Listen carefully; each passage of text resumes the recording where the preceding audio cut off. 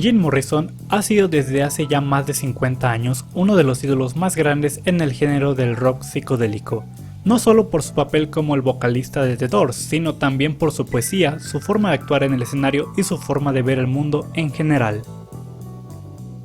En esta serie de videos estaremos viendo los datos, hechos y polémicas más relevantes de cada artista, en este caso solo de los cantantes. Acompáñenme pues a ver lo más relevante de Jim Morrison.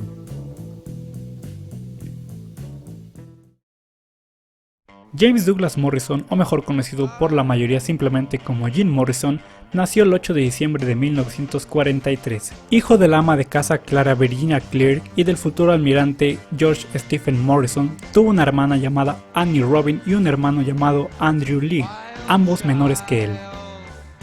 Su infancia fue bastante dura, pues nunca logró establecer una amistad, ya que por el oficio de su padre, su familia se encontraba en constantes viajes por los Estados Unidos, llegando incluso a vivir en bases militares. A los 4 años, Morrison viviría un evento que lo marcaría de por vida, pues aseguró que durante un viaje por el desierto, él y su familia presenciarían un accidente automovilístico en el cual se verían involucrados unos indios americanos.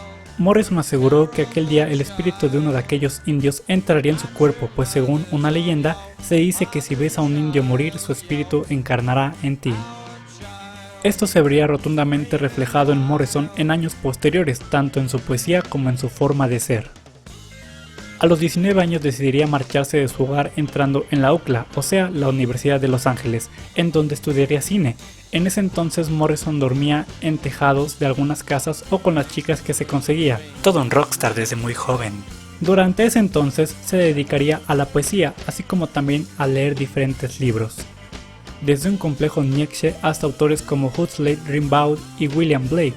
Tenía un cociente intelectual de 149, muy arriba de la media, considerando que grandes genios de aquel siglo poseían un cociente intelectual de 160, como es el caso de Albert Einstein o Stephen Hawking. Durante su estadía en la universidad conocería a Ray Manzarek, quien era el pianista de un grupo llamado Rick and the Rubens, y con quien coincidiría en algunos gustos desde el blues hasta el cine. Morrison se marcharía a Nueva York, saltándose así su graduación. Tiempo después volvería a encontrarse con Ray en la playa de Venice Beach. Tras conversar un rato, Jim le confesaría a Ray que había estado escribiendo canciones. Ray convence a Jim de cantar una de ellas. Después de dudarlo por un tiempo, Jim acepta y le canta Moonlight Drive.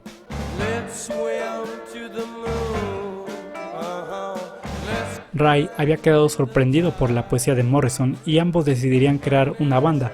Jim se encargaría de escoger el nombre de la misma y usaría un poema de William Blake que dice algo así como: si se abrieran las puertas de la percepción, todas las cosas se mostrarían tal y como son, infinitas.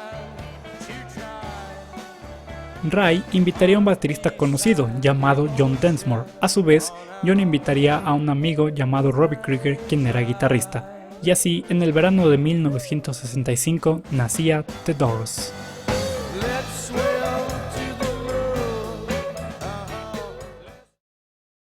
The Doors daría su primer concierto en el local llamado The London Fog, en donde Morrison cantaría dando la espalda al público, ya que sentía cierta inseguridad.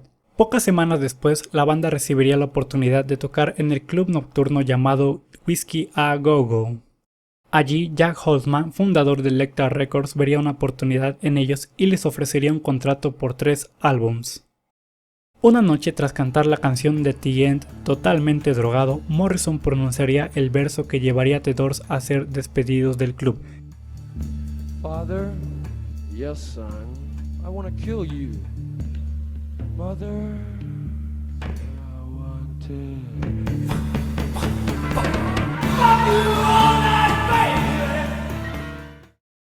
Tiempo después, en 1967, The Doors lanzaría su primer álbum llamado simplemente The Doors. Rápidamente, el sencillo Like My Fire se posicionaría en el primer puesto en todo el país, tanto que al igual que The Beatles y The Rolling Stones, The Doors tocaría en el famoso show de Ed Sullivan. Allí, a Morrison se le pediría que cambiase la palabra Higher por su referencia a las drogas. Morrison hizo caso omiso y cantó la canción tal y como estaba escrita. Ed Sullivan, furioso por la decisión de Morrison, se negaría a estrecharle la mano a los integrantes de la banda y jamás volverían a ser invitados a dicho show.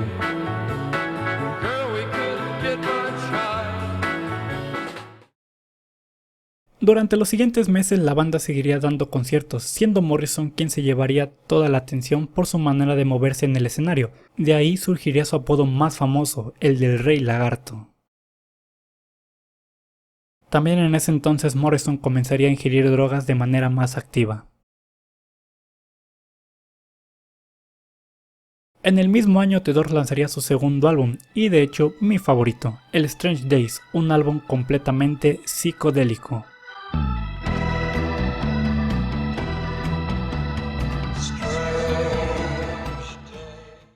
Ese mismo año, el 9 de diciembre, antes de dar un concierto, Morrison sería rociado con gas lacrimógeno por un policía después de que el mismo ordenase a Jim retirarse del backstage sin reconocerlo.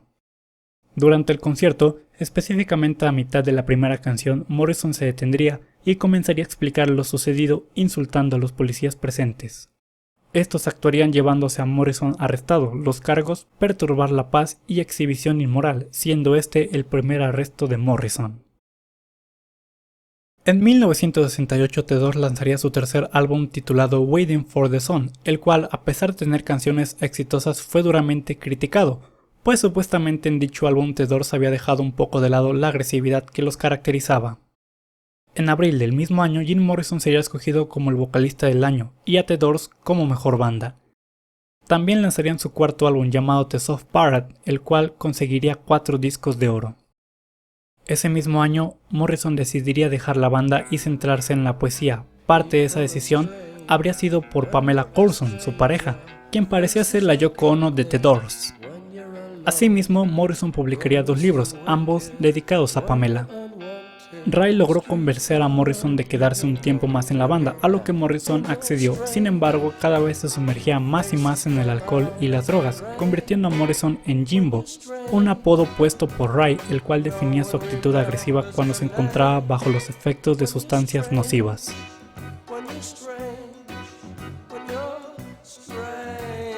Morrison sería vigilado por profesionales para evitar que consumiera alcohol. Obviamente no lo lograban. Ese mismo año, el 5 de julio, darían el concierto más mítico de la banda, el Live at the Bowl, en Hollywood. A principios de 1969, la banda comenzaría una gira por los Estados Unidos con el fin de presentarse en 19 ciudades. La primera de ellas sería Miami en el Dinner Key Auditorium, el 31 de marzo. Morrison llegaría 20 minutos tarde al lugar y eso no ayudaría mucho, ya que se había ampliado la capacidad metiendo a 2000 personas más. O sea que el ambiente ya estaba tenso.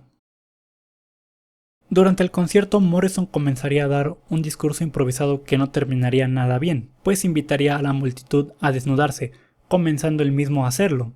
El público comenzaría a pedir a gritos la canción de Light My Fire. Morrison, enfadado, les contestaría agresivamente: ¿han venido aquí a ver algo más? Pues aquí tienen mi pene. Después de esto, el público terminaría saltando el escenario, la policía intervendría y el concierto terminaría tan solo 1 hora después de haber comenzado. Morrison sería acusado por exhibicionismo. El Estado realizaría 2 órdenes judiciales en contra de Morrison, pero esperarían pruebas para comprobar lo anterior mencionado. Ninguna foto llegaría a mostrar la supuesta exhibición de Morrison, pero el daño estaba hecho. Las radios dejaron de poner la música de The Doors y los conciertos restantes comenzarían a ser cancelados. El 4 de abril, Morrison se entregaría al FBI, pero el juicio comenzaría hasta agosto y se extendería hasta el 30 de octubre, día en que Morrison sería declarado culpable. El juez había sentenciado a Morrison a 4 meses de trabajos forzados en la prisión del condado de Dade. Ladies and gentlemen, from Los Angeles, California, The Doors. En 1970, específicamente el 9 de febrero, The Doors publica su quinto álbum llamado Morrison Hotel, en donde pretendían retomar su esencia de blues. Lamentablemente ese mismo año, un 18 de septiembre, fallecería el mítico guitarrista Jimi Hendrix y semanas más tarde, el 4 de octubre, Janis Joplin, ambos a causa de una sobredosis. Morrison bromearía con el resto del grupo diciendo que él sería el siguiente. La banda comenzaría a grabar su sexto álbum llamado L.A. Woman, aunque con bastantes problemas por parte de Morrison, pues solía llegar borracho o drogado o de ambas formas. Algo curioso es que específicamente en la canción de L.A. Woman, John Densmore decidiría bajar el tiempo de la canción. Al mismo tiempo, Morrison tomaría una hoja de papel y escribiría algo para después mostrárselo a los demás integrantes. Dicha frase la repetiría una y otra vez durante esa parte de la canción. Mr. Mojo Rising fue el nombre que creó en base al suyo, Jim Morrison. A pesar de la abrumante situación, lograrían grabar todo el álbum en tan solo una semana. Ese mismo año, Morrison cumplía 27 años, aunque parecía casi de 40. Jim decidiría darse otro tiempo para descansar, escribir poemas y, seguramente, tomar y drogarse de vez en cuando, aunque ya no tan seguido. Aún teniendo su condena de Miami pendiente, decide irse a París un 17 de abril de 1971 para jamás volver. Una vez en París, Morrison comenzaría a sufrir una tos muy fuerte que empeoraría día tras día. Pamela lo llevaría al médico y eso le ordenaría a Jim dejar de beber. Morrison seguiría su recomendación, pero solo por unos días. El 3 de julio, tras beber descontroladamente junto con Pamela, Morrison decidiría darse un baño. Sus últimas palabras fueron hacia Pamela, preguntándole si aún se encontraba ahí. Morrison moriría en la tina de baño, con un cigarro encendido postrado en su mano derecha. La causa de muerte, un paro cardíaco. Su muerte conmocionó tanto al resto de la banda como al mundo. Otra estrella más había fallecido a una temprana edad. Durante muchos años se teorizó mucho acerca de Jim, pues había gente que aseguraba que lo habían visto en París días después de su muerte. Otros más alegaban que se había mudado a África para vivir lejos del mundo del espectáculo. A día de hoy todas esas teorías no pasarían de ser algo más que eso, teorías.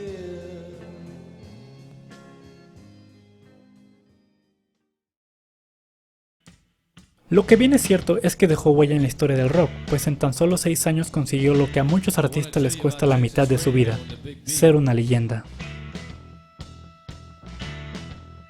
Morrison se uniría al famoso Club de los 27, el cual estaría integrado por Janis Joplin, Jimi Hendrix, Brian Jones, Kurt Cobain y recientemente por Amy Winehouse. Y pues bien, espero les haya gustado esta nueva sección en el canal. Trataré de hacer este tipo de videos más seguido para así variar el contenido en el mismo. Nos vemos en un próximo video. ¡Chao! I love the friends I've gathered together in this thin raft.